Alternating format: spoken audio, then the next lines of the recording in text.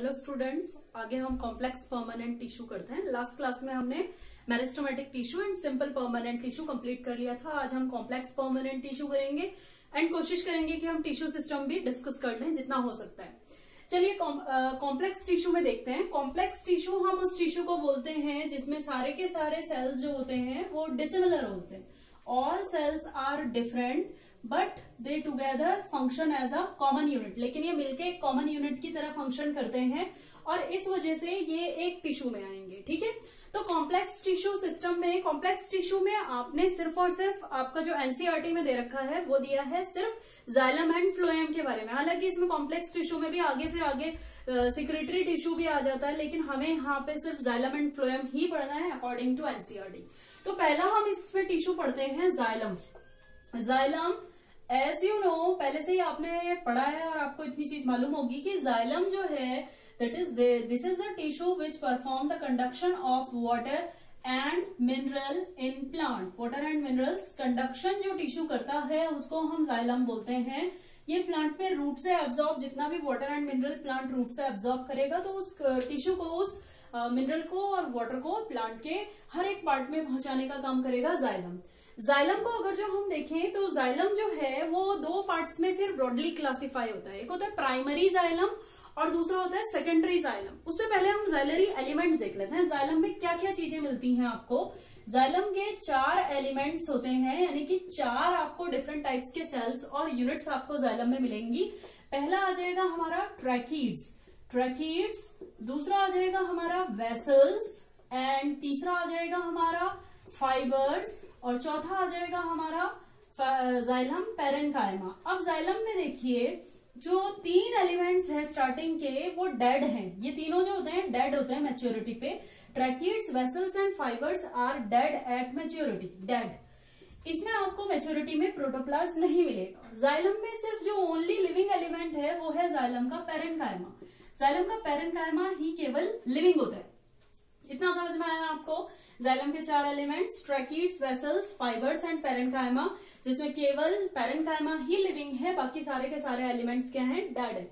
अब हम देखते हैं इसके एलिमेंट्स का स्ट्रक्चर देखते हैं। सबसे पहले हम आएंगे ट्रैकीड्स पे। ट्रैकीड्स जो है वो आपको ट्रैकीड्स का जो स्ट्रक्चर होता है वो होता है सिलिंड्रिकल। डेड है मैच्योरिटी पे, सिलिंड्रिकल स्ट्रक्चर है, लेकिन जो उनका एंड वॉल्स होता है वो टैपरिंग हो जाता है। टैपरिंग एंड जो होते हैं वो डिमिनिशिंग हो जाते हैं। इसकी वजह से जो इनका ज्यादा बेटर जो आप शेप कहेंगे वो आ जाएगा स्पिंडल शेप, क्योंकि जो ट्रैकीड्स हैं वो इस तरीके से शेप्ड हैं कि जो इनकी एंड वॉल्स होती हैं वो डिमिनिशिंग होती हैं। ऐसे ये एंड वॉल जो है डिमिनिशिंग है। अच्छा, इनमें एंड वॉल्स में, ये जो एंड वॉल्स हैं, इन एंड वॉल्स में कभी भी आपको पोर्स नहीं मिलेंगे, परफोरेशन नहीं मिलेगा। पोर्स अगर जो प्रेजेंट है तो वो आपको साइड वॉल्स में, मतलब लेटरल वॉल्स में ही आपको परफोरेशन मिलेगा।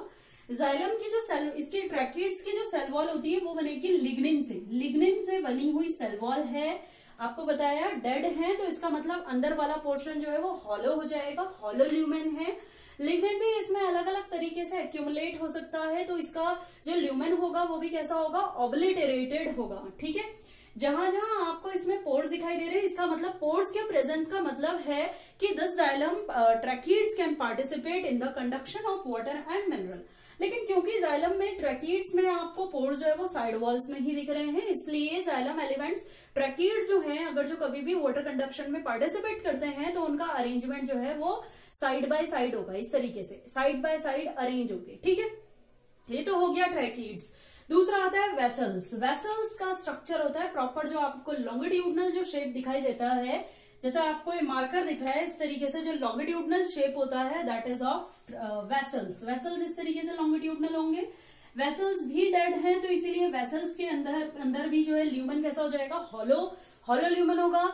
इसमें जो है आपको लिग्निन की सेल वॉल की थिकनिंग भी मिलेगी, इसलिए ऑब्लिटरेटेड भी हो सकता है ल्यूमन। यहाँ पे आपको एंड वॉल्स पे as well as side walls पे, दोनों वॉल्स में आपको पोर्स दिखाई देंगे। क्योंकि यहाँ पे एंड वॉल में भी पोर्स मिलते हैं, इसलिए जाइलम अगर जो कभी भी अरेंज है तो वो एंड टू एंड अरेंज होगा, इस तरीके से एंड टू एंड अरेंज होगा। ये ऐसे 1 2 3 इस तरीके से अरेंजमेंट होगा। कभी भी side to side xylem vessels जो है वो अरेंज नहीं होंगे। साइड टू साइड अरेंजमेंट जो होता है वो होगा ट्रैकीड्स का, और एंड टू एंड अरेंजमेंट जो होगा वो आ जाएगा आपका वेसल्स का। अब इसमें एक चीज समझिए, वेसल्स जो है ज्यादा बेटरली कंडक्शन में पार्टिसिपेट कर सकती है as compare to tracheids. Tracheids और वेसल्स दोनों के दोनों एंजियोस्पर्म्स में वाटर कंडक्शन में हेल्प करते हैं। वाटर एंड मिनरल कंडक्शन के लिए जो main water and mineral conducting tissue है, एलिमेंट्स हैं एंजियोस्पर्म्स के, वो ट्रैकिड्स एंड वेसल्स दोनों हैं। लेकिन जो आप बात करेंगे जिम्नोस्पर्म की एंड टेरिडोफाइटा की, तो उसमें मेनली जो वाटर कंडक्शन में पार्टिसिपेट करेगा वो केवल ट्रैकिड्स करेगा, क्योंकि वेसल्स जो हैं वो एंजियोस्पर्म, वो जिम्नोस्पर्म एंड टेरिडोफाइटा में दोनों में वेसल्स जो होती हैं वो एब्सेंट होती हैं। इन जिम्नोस्पर्म, जिम्नोस एंड इन फॉन्स, मतलब टेरिडोफाइटा के जो मेंबर्स हैं उनमें आपको वेसल्स टोटली एब्सेंट मिलेगी। इनमें सिर्फ और सिर्फ क्या प्रेजेंट होता है, आपका ट्रैकिड्स प्रेजेंट होता है, वेसल्स इनमें नहीं होगा। फाइबर्स अगर जो हम देखें तो फाइबर्स जो हैं वो आपके वही स्क्लेरेनकाइमेटस फाइबर्स हैं। जाइलम फाइबर्स, क्योंकि इनका जो वीविंग जो होती है वो बहुत इजी नहीं होती है और ये बहुत लॉन्ग साइज के नहीं होते हैं। वीविंग का मतलब इनको आप बुनाई में यूज नहीं कर सकते, तो इसलिए जाइलम फाइबर जो है वो कभी भी आपके कमर्शियल यूज के नहीं होंगे। जाइलम फाइबर्स को हम एक दूसरा नाम देते हैं वुड फाइबर्स। यहाँ पे जाइलम फाइबर्स को वुड फाइबर्स भी बोला जाता है। ठीक है, नेक्स्ट एलिमेंट आ गया हमारा पेरेन्काइमा। पेरेन्काइमा जो है वो हमेशा स्टोरेज ही करेगा, आपको मालूम है, लेकिन जाइलम में पेरेन्काइमा दोनों फंक्शंस में पार्टिसिपेट कर सकता है, storage as well as conduction. अब देखिए जाइलम जो है दो टाइप से डेवलप होता है, primary xylem and secondary xylem. अभी हम डिस्कस करेंगे। सेकेंडरी जाइलम में जो पेरेन्काइमा है वो दोनों तरीके से अरेंज होगा। It can be arrange longitudinally as well as it can be arrange radially, और हॉरिजॉन्टली भी अरेंज हो सकता है। अगर जो कोई जाइलम हॉरिजॉन्टली अरेंज है तो उसको पेरेन्काइमा जो हॉरिजॉन्टली अरेंज होता है सेकेंडरी जाइलम में, उसको हम बोलते हैं रेडियल पेरेन्काइमा और रे पेरेन्काइमा। फिर वो हॉरिजॉन्टली वाटर एंड मिनरल्स के कंडक्शन में पार्टिसिपेट करता है, एज वेल एज ये फूड का ये जो है मेनली मैंने आपको बता दिया जाइलम पेरेन्काइमा का जो मेन फंक्शन है वो है स्टोरेज, लेकिन ये रेडियल इस तरीके से हॉरिजॉन्टल कंडक्शन भी कर सकता है। लेकिन हॉरिजॉन्टल कंडक्शन केवल तभी करेगा अगर जो इसका अरेंजमेंट कैसा है, हॉरिजॉन्टली है, केवल तभी ये हॉरिजॉन्टल कंडक्शन करेगा। ठीक है, तो ये हो गए जाइलम के एलिमेंट्स। अब जाइलम के एलिमेंट्स के हम जाइलम का डेवलपमेंट देखते हैं। दो स्टेजेस में जाइलम डेवलप होता है। पहली स्टेज होती है जाइलम के डेवलपमेंट की प्राइमरी जाइलम, दूसरा होता है सेकेंडरी जाइलम। प्राइमरी जाइलम, दूसरा होगा secondary xylem. Primary xylem develop होगा ऑल प्लांट्स में जिसमें भी आपको वस्कुलर बंडल मिलते हैं, उन सभी में आपको प्राइमरी जाइलम मिलेगा। All plants with vascular bundle, इनमें आपको प्राइमरी जाइलम मिलता है। ठीक है, ये जो प्राइमरी जाइलम है फिर इसका डेवलपमेंट भी टू स्टेजेस में होता है। पहला जाइलम होगा जो सबसे पहला जो अर्लियर डेवलप्ड जाइलम होता है उसको हम बोलते हैं प्रोटोजाइलम, और जो लेट में डेवलप होता है उसको हम बोलते हैं मेटाजाइलम। प्रोटोजाइलम में फाइबर्स का डेवलपमेंट नहीं होता, फाइबर्स एब्सेंट होता है। मेटाजाइलम में फाइबर्स डेवलप होंगे। ठीक है, प्रोटोजाइलम जो है वो और मेटाजाइलम एक स्पेसिफिकल तरीके से अरेंजमेंट होता है इनका प्लांट की रूट्स में एंड स्टेम में। उस बेसिस पे आपको दो टाइप के अरेंजमेंट देखने के लिए मिलेंगे। सपोज दिस इज स्टेम और रूट का ट्रांसवर्स सेक्शन हम काट के देख रहे हैं, तो ये आ गया सेंट्रल वाला पोर्शन, ये आ गया पेरिफेरी वाला पोर्शन। अगर जो प्रोटोजाइलम बाहर की तरफ है और मेटाजाइलम सेंटर की तरफ है, ये प्रोटोजाइलम आ गया, ये मेटाजाइलम आ गया। ये मेटाजाइलम जो है सेंट्रल में आपको दिख रहा है और प्रोटोजाइलम आपको दिख रहा है पेरिफेरी में। इसी तरीके से दूसरा अरेंजमेंट हो सकता है जिसमें प्रोटोजाइलम सेंटर पे हो और मेटाजाइलम जो है वो पेरिफेरी पे। Protoxylem central, metaxylem peripheral. अगर जो ये अरेंजमेंट इस तरीके से है कि protoxylem periphery and metaxylem central पे है, तो this type of arrangement is called exarch arrangement. Exarch arrangement, और ये एक्सार्च अरेंजमेंट हमेशा आपको मिलेगा रूट्स में। रूट्स में आपको हमेशा एक्सार्च अरेंजमेंट मिलेगा। अगर जो ये ठीक ऑपोजिट है, मतलब protoxylem central and metaxylem peripheral, तो इस अरेंजमेंट को हम बोलेंगे endarch arrangement. This arrangement is called endarch arrangement, और ये अरेंजमेंट हमेशा आपको मिलेगा इन स्टेम में। आपको केवल यही वाला अरेंजमेंट मिलता है, स्टेम में कभी भी आपको एक्सार्च नहीं मिलेगा, रूट्स में कभी भी आपको एंडार्च अरेंजमेंट नहीं मिलेगा। ये आ गया प्रोटोजाइलम के दो, प्राइमरी जाइलम के दो एलिमेंट जो है प्रोटोजाइलम एंड मेटाजाइलम, उनकी पोजिशनिंग के बेसिस पे। सेकेंड वन इज, दूसरा आएगा आपका सेकेंडरी जाइलम। देखिए सेकेंडरी जाइलम केवल उन्हीं प्लांट्स में आपको मिलेगा जिन प्लांट्स में कैम्बियम प्रेजेंट होती। कैम्बियम आप देखेंगे आगे, इसमें कंटिन्यू करेंगे जब हम जैसे जैसे चैप्टर आगे प्रोग्रेस करेगा, आप देखेंगे कैम्बियम जो है केवल डाइकॉट्स एंड जिम्नोस्पर्म में होती है। तो इसीलिए जो सेकेंडरी जाइलम है वो केवल उन प्लांट में मिलेगा जिनमें कैम्बियम है। तो मतलब केवल और केवल सेकेंडरी जाइलम उन प्लांट्स में डेवलप होता है इन डाइकॉट्स में डेवलप होगा, और इसके अलावा ये डेवलप होगा जिम्नोस्पर्म में। ठीक है, इन दोनों प्लांट में डेवलप होगा। सेकेंडरी जाइलम के भी एलिमेंट दो तरीके से अरेंज हो सकते हैं, आप इसको समझ लीजिए। सेकेंडरी जाइलम के कुछ एलिमेंट्स अरेंज होंगे लॉन्गिट्यूडनली, मतलब इस अरेंजमेंट को हम बोलते हैं एक्सियल अरेंजमेंट। लॉन्गिट्यूडनली जो अरेंज होते हैं, और एक अरेंजमेंट होता है horizontally. Longitudinal arrangement secondary xylem में सारे एलिमेंट्स का होता है, ट्रैकिड्स, वेसल्स, फाइबर्स, पैरेन्काइमा। लेकिन जो रेडियल अरेंजमेंट होता है, मतलब हॉरिजॉन्टली, जो सेकेंडरी जाइलम के जो एलिमेंट्स हॉरिजॉन्टली अरेंज होंगे डेवलप होने के बाद, वो सिर्फ और सिर्फ पैरेन्काइमा होता है। तो इस पैरेन्काइमा को हम बोलेंगे रेडियल पैरेन्काइमा या फिर रे पैरेन्काइमा। ये आपको सिर्फ मिलेगा सेकेंडरी जाइलम में, कभी भी आपको प्राइमरी जाइलम में रेडियल पैरेन्काइमा और रे पैरेन्काइमा नहीं मिलेगा। तो ये तो हमने कर लिया, जाइलम कंप्लीट हो गया। जाइलम के बाद हम कॉम्प्लेक्स टिश्यू का दूसरा पोर्शन पढ़ते हैं, दूसरा पार्ट पढ़ते हैं इसमें, दैट इज फ्लोएम। फ्लोएम आपको मालूम है फूड का कंडक्शन करेगा। जो भी फूड प्लांट सिंथेसाइज करता है उसके कंडक्शन में जो टिश्यू पार्टिसिपेट करता है उसको हम बोलेंगे phloem. It participate in conduction of food. Food का कंडक्शन करेगा प्लांट में, लीव से लेके जाएगा कहां तक, रूट तक, स्टेम तक, फ्रूट तक लेके जाएगा। इसके साथ साथ जहां फूड स्टोर्ड है वहां से उस पार्ट में भी लेके जाएगा जहां पे उसकी रिक्वायरमेंट है। जैसे हो सकता है कि रूट से और स्टेम से फूड की रिक्वायरमेंट जो है लीफ को पड़ रही हो, तो वहां भी प्रोवाइड करेगा। मतलब ओवरऑल कहने का मतलब यह है कि फूड का ट्रांसपोर्ट में हेल्प करता है। फ्लोएम भी अगर जो हम देखें तो इसमें भी 4 एलिमेंट्स होते हैं। पहला एलिमेंट होता है इसमें सीव ट्यूब्स। दूसरा एलिमेंट होता है इसका कंपेनियन सेल्स। तीसरा एलिमेंट होगा इसका फ्लोएम पैरेन्काइमा, एंड चौथा एलिमेंट होगा इसका फ्लोएम फाइबर्स। अब फ्लोएम में एक चीज याद रखना कि फ्लोएम के जो ये 3 एलिमेंट्स हैं ये लिविंग होते हैं। तीनों के तीनों कैसे होंगे, लिविंग होंगे। और केवल फ्लोएम में फाइबर्स ही ऐसा एलिमेंट है जो डेड है। मैंने आपको क्या बताया था, जैसे आप जाइलम में आपने पढ़ा था 3 एलिमेंट्स डेड होते हैं, ट्रैकिड्स, वेसल्स, फाइबर्स डेड होते हैं, केवल पैरेन्काइमा लिविंग होता है। तो आप फ्लोएम में आप ये याद रखिए कि मान लीजिए आप फाइबर्स की बात कर रहे हैं तो फाइबर्स तो आपको मालूम है हमेशा डेड ही होते हैं।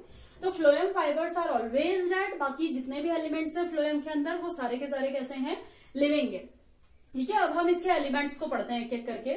सबसे पहले हम देखते हैं सीव ट्यूब। सीव ट्यूब जो है लॉन्गिट्यूडनल और सिलिंड्रिकल स्ट्रक्चर इस तरीके से।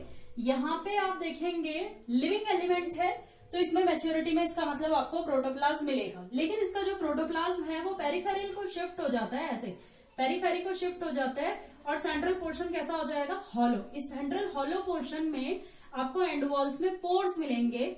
ये आ गए पोर्स। इन पोर्स के थ्रू जो है फूड का कंडक्शन होगा। तो इसलिए सीव ट्यूब जो है एक दूसरे के साथ में इस तरीके से अरेंज होंगे।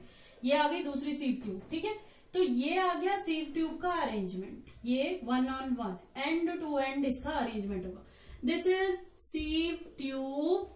सीव ट्यूब के जो एंड वॉल्स हैं, यहाँ पे जो पोर्स प्रेजेंट होते हैं उसको हम बोलते हैं sieve pores. These are called sieve pores. Sieve का मतलब ही आपको पता है, सीव का मतलब होता है छन्नी। ठीक है, तो छन्नी जैसे पोर्स इसमें प्रेजेंट होते हैं एंड वॉल्स में, तो इसीलिए हम इसको बोलते हैं सीव पोर। प्रोटोप्लाज्म किधर शिफ्ट हो गया, पेरिफेरिको, सेंट्रल पोर्शन हो गया हॉलो। और आप कह सकते हैं साइटोप्लाज्मिक स्ट्रैंड्स इसमें डेवलप हो जाते हैं जिनके थ्रू फूड का कंडक्शन होगा। सीव ट्यूब में मैच्योरिटी आते आते जो न्यूक्लियस है वो टोटली खत्म हो जाएगा। न्यूक्लियस एब्सेंट होता है इसमें। सीव ट्यूब में मैच्योरिटी में न्यूक्लियस क्या होता है, एब्सेंट होता है। इसीलिए फूड की वजह से जो प्रेशर ग्रेडियंट यहाँ पे क्रिएट हो रहा है, जितना भी फूड जब यहाँ पे आ रहा है तो उसकी वजह से जो भी प्रेशर यहाँ पे बन रहा है, उस प्रेशर को रेगुलेट करने के लिए कि फूड का मूवमेंट किस डायरेक्शन से किस डायरेक्शन को होना चाहिए, उस प्रेशर को रेगुलेट करने के लिए और फूड का मूवमेंट प्रॉपर डायरेक्शन में परफॉर्म कराने के लिए सीव ट्यूब के साथ में हमेशा एक दूसरा सेल इसके साथ में अरेंज होगा जिसमें बड़े साइज का न्यूक्लियस होगा, and this cell is known as companion cell. इस सेल को हम बोलेंगे कंपेनियन सेल। ये इसमें एक लार्ज साइज न्यूक्लियस प्रेजेंट होगा। सीव ट्यूब और कंपेनियन सेल जो है ये दोनों के दोनों एक ही मदर सेल से, मतलब एक सेल के डिवीजन से 2 सेल बनेंगी, उनमें से एक सेल जो है वो डेवलप हो जाएगी सीव ट्यूब में और दूसरी सेल डेवलप होगी कंपेनियन सेल में। तो क्योंकि इन दोनों का डेवलपमेंट जो है एक ही मदर सेल से होता है, इसीलिए हम इन दोनों को बोलते हैं both of these are known as sister cells. इन दोनों को आप सिस्टर सेल्स भी बोलेंगे। अच्छा, एक चीज याद रखना कि सीव ट्यूब और कंपेनियन सेल्स जो है वो कभी भी जो जिम्नोस्पर्म्स होते हैं इन जिम्नोज एंड इन टेरिडोफाइटा टेरिडोज, ये आपको कभी भी सीव ट्यूब्स एंड जो कंपेनियन सेल्स होती हैं वो टोटली एब्सेंट होती हैं। Companion cells are totally absent. Sieve tube and companion cell जो है वो जिम्नोस्पर्म में एंड टेरिडोफाइटा में कभी भी आपको नहीं मिलेंगे, टोटली एब्सेंट होंगी। अब ये इतना आपको समझ में आ गया sieve tube and companion cell के बारे में। अब हम आते हैं इसमें पेरेन्काइमा। पेरेन्काइमा आपको अगेन बताया ये लिविंग एलिमेंट है, लिविंग एलिमेंट होता है। इसका मेन फंक्शन होता है स्टोरेज करना, जैसे मैंने नॉर्मल पेरेन्काइमा के बारे में आपको बताया जस्ट वैसे ही है। पेरेन्काइमा के बारे में इंपॉर्टेंट पॉइंट याद रखने वाली बात क्या है कि phloem parenchyma is totally absent in monocots. Monocots में आपको कभी भी फ्लोएम पेरेन्काइमा नहीं मिलेगा एंड मोनोकॉट के साथ साथ आपको रूट्स में भी, किसी भी प्लांट की रूट्स में आपको फ्लोएम पेरेन्काइमा नहीं मिलता है। ठीक है, इतनी चीज समझ में आ गई।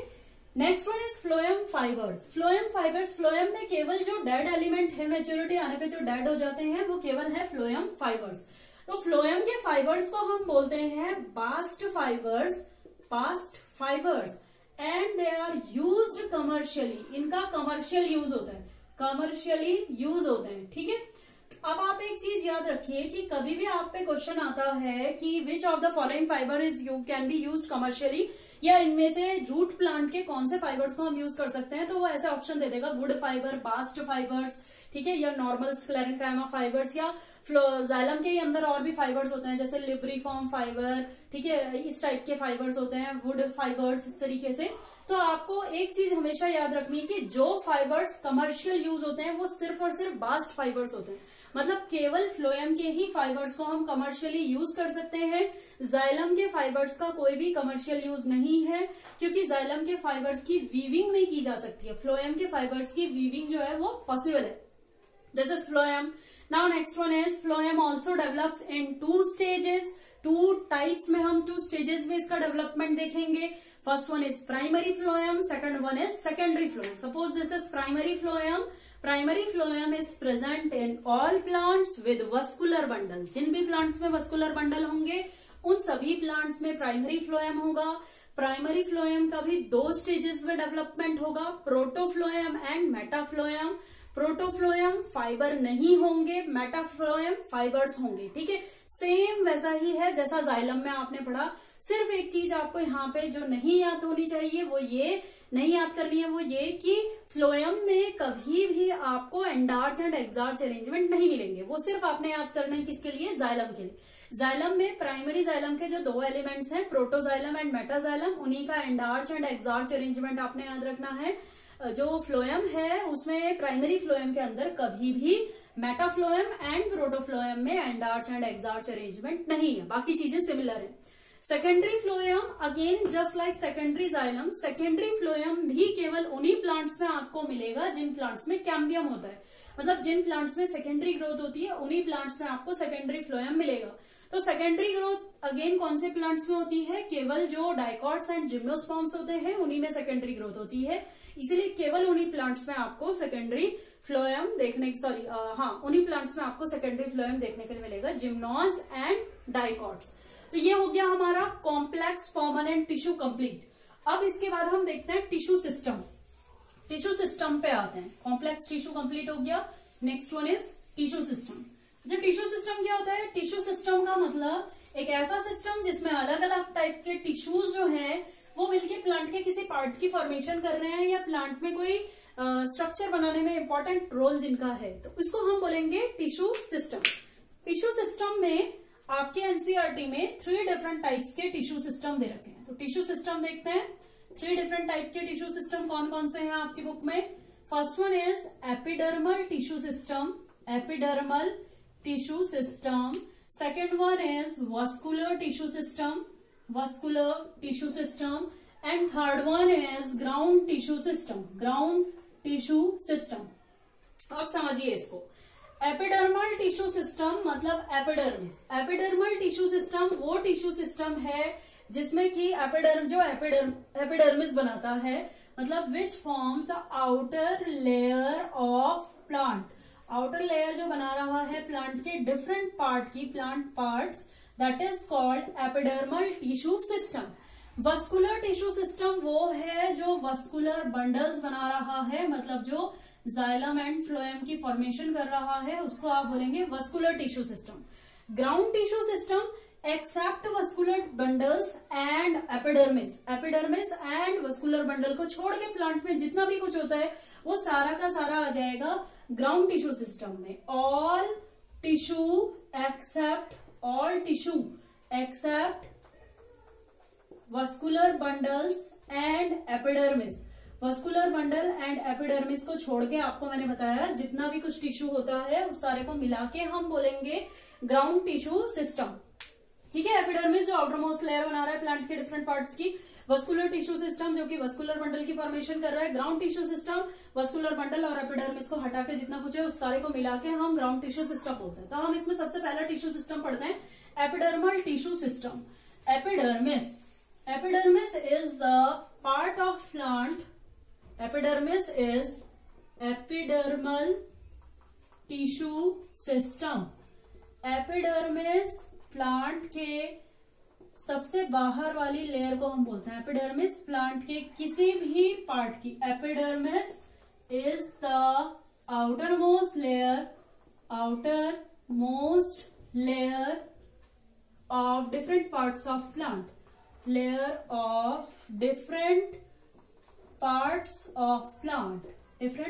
ऑफ प्लांट, प्लांट के किसी भी पार्ट की जो सबसे बाहर वाली लेयर होती है उसको हमेशा आप बोलेंगे एपिडर्मिस। एपिडर्मिस हमेशा होगी सिंगल लेयर। एपिडर्मिस अगर जो आप देखें तो it is always single layer. Second point याद रखने वाला क्या है, ऑलवेज सिंगल लेयर, एक ही लेयर होगी एपिडर्मिस में हमेशा। ठीक है, एपिडर्मिस की लेयर के सेल्स जो हैं वो कंटिन्यूअसली एक वैक्सी सब्सटेंस प्रोड्यूस करते रहते हैं जिसको आप बोलते हैं क्यूटिन।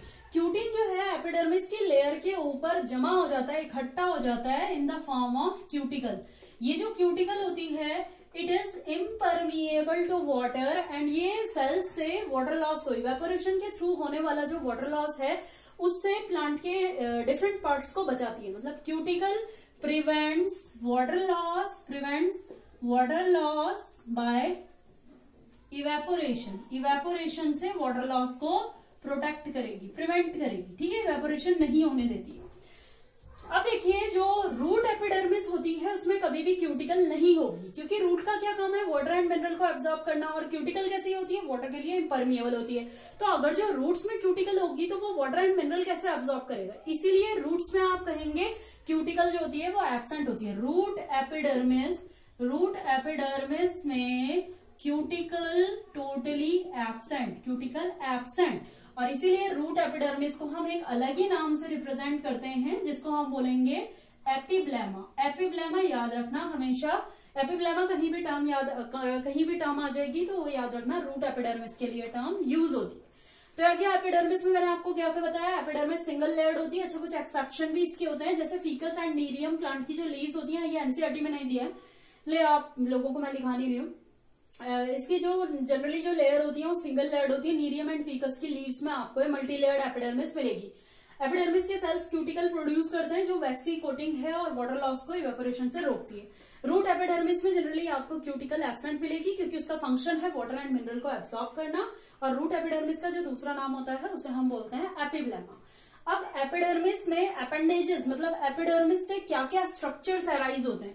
एपिडर्मिस से अगर जो हम रूट की बात करें तो रूट में जो एपिडर्मिस होती है, मैच्योरेशन जोन में जो डिफरेंशिएशन वाला जोन है वहां पे रूट में जो एपिडर्मिस है वो यूनिसेल्युलर एलिवेशन बनाएगी, और इस यूनिसेल्युलर एलिवेशन को हम बोलते हैं रूट हेयर।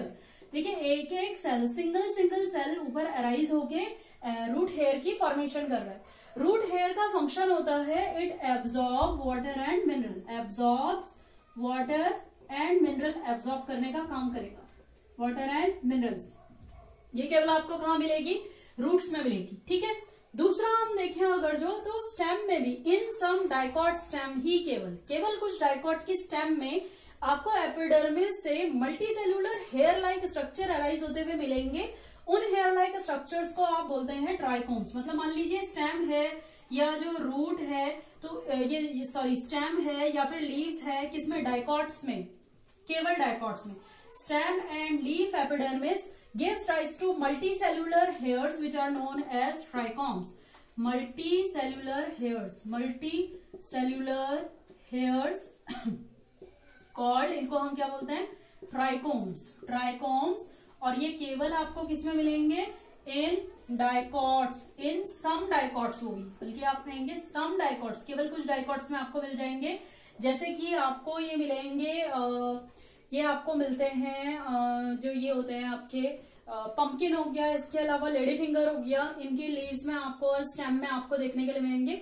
मेनली जो ट्राइकोम का फंक्शन है वो है वाटर लॉस को प्रिवेंट करना, उसके ऊपर एक लेयर सा बना देता है लीफ के और स्टेम के ऊपर, वाटर लॉस को प्रिवेंट करता है इवेपोरेशन की वजह से।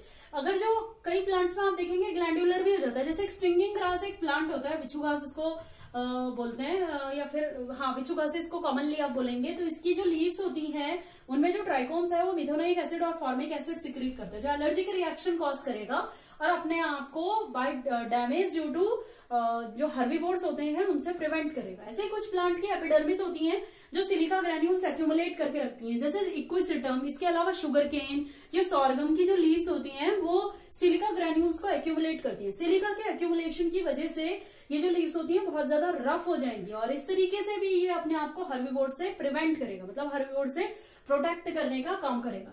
एपिडर्मिस में एक और चीज प्रेजेंट होती है, एपिडर्मिस में जो है एक स्ट्रक्चर लीव्स में आपको और मिलेगा जिसको हम बोलते हैं स्टोमेटा, स्टोमेटल एपैरेटस और स्टोमेटा। स्टोमेटा का अगर जो हम स्ट्रक्चर देखें, बेसिक स्ट्रक्चर देखते हैं इसका, तो स्टोमेटा में एक पोर प्रेजेंट होता है जिसको हम स्टोमा पोर बोलते हैं। स्टोमा पोर को सराउंड करेंगे दो गार्ड सेल्स, ठीक है।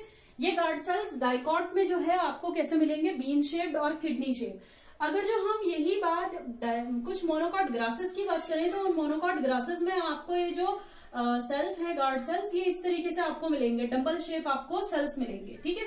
गार्ड सेल्स की हमेशा याद रखना, डाइकॉट्स में जो गार्ड सेल्स होते हैं उनकी इनर वॉल जो होती है वो काफी थिक होती है और आउटर वॉल जो है वो काफी थिन होती है।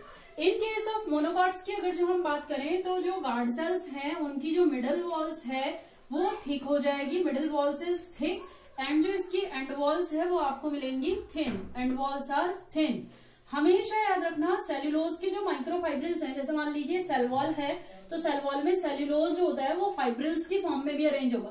तो ये जो सेल्यूलोजिक माइक्रोफाइब्रिल्स है ये हमेशा they will be arranged transversely. Cellulosic micro और मैक्रो जो फाइब्रिल्स होंगे वो अरेंज होंगे, अरेंज ट्रांसवर्सली, इनका अरेंजमेंट ट्रांसवर्सली ही होगा, वर्सली, ठीक है, ट्रांसवर्सली।